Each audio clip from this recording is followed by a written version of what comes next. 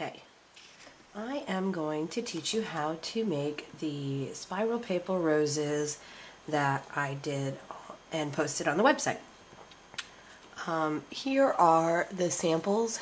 I know everybody uses the scallop fiscus scissors, but I noticed that when I was doing it that the seagull fiscus scissors just gave a better rose shape.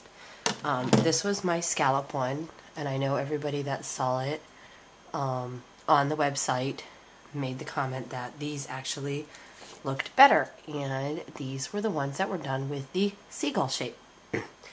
So, excuse me if I clear my throat. Have a frog in my throat today.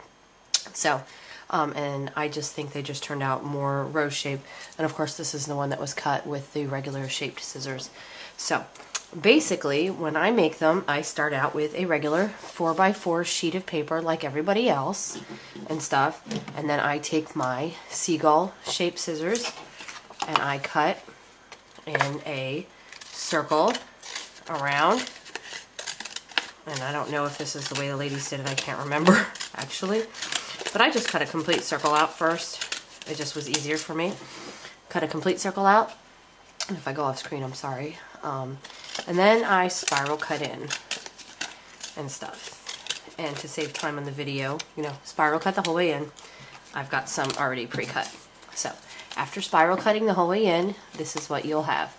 Now on the video, I know that they've done, a lot of them curl in first, but since I had to make like 60 of them for my Girl Scout thing, I found that it takes a lot of time if you do that first. So I found not to do that first. But at this point, if you do want to decorate it, like ink the edges and do all of that stuff, this would be the time to do that. So if you wanted like a white rose to have an inked edge, this would be the time to do that on that. Or if you want to ink any edges, this would be the time to do that. So, but I'm not going to ink this one. So at this point, I use my paper piercer. Let me see if you can get that in there. My paper piercer to start mine, just because it gives me a nice tighter edge on it. And then I use my paper piercer, and then I bring it in here and I start rolling it with my paper piercer. And of course now it's not going to start. That has got a really fine point on the end, so I'm actually going to just rip that off. You're not going to see it anyway. And I start it with my paper piercer.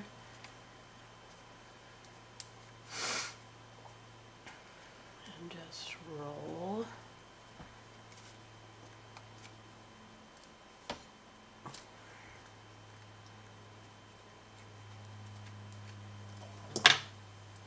And then just continue rolling it all the way around.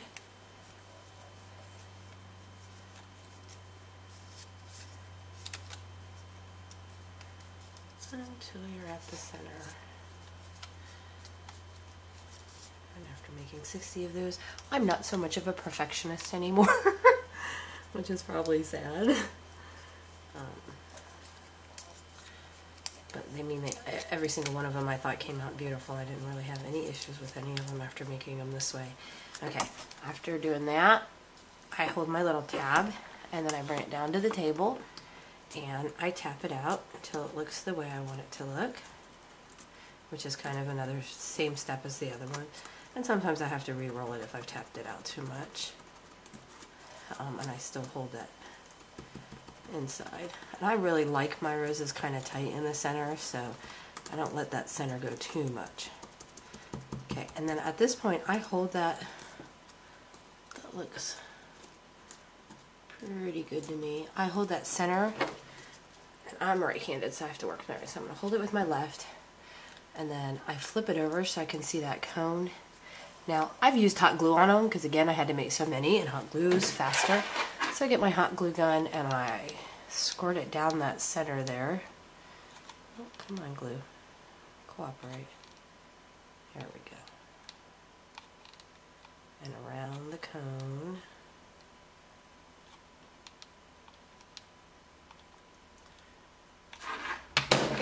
And I put my cap back on, and then I set it down and then let my feather or my leaves fan out.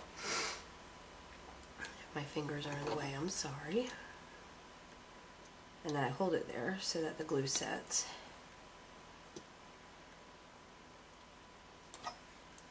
Excuse me. Allergy season in North Carolina has started.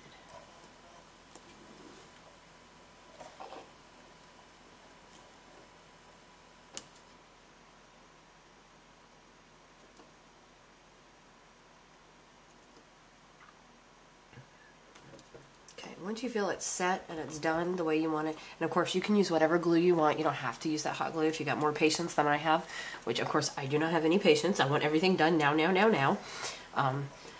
Then you can use whatever glue, like I said, you want to use. If you can use your regular, whatever glue, tacky glue or whatever.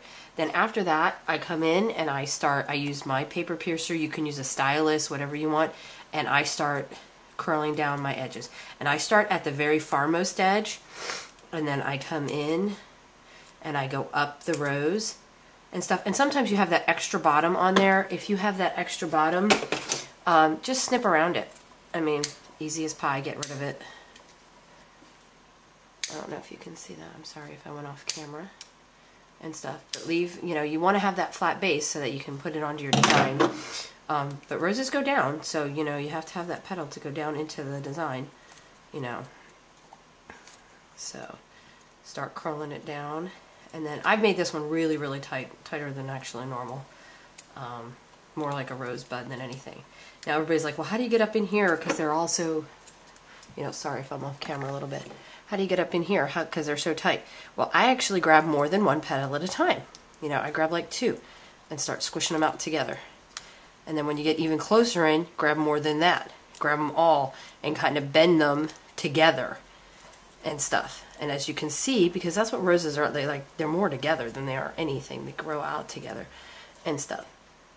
And as you can see, doing that actually makes it looking more like a rose than rolling them out individually and stuff. And the best part is after you're completely done, I actually take it and I take it over and I go squish it down a little bit, and look at that. Fix it. You can glimmer mist it, do whatever you want to do. Add, I put stickles on this one. This one has stickles on it and stuff. Put whatever you want. I mean, I didn't add glimmer mist or stickles to all those 60 I had to do because there was just way too many and stuff. But that's it. And now you have a beautiful rose to accent a mini album or a card or a photo frame and stuff. So, all right, there it is. Thank you for watching. See you guys later.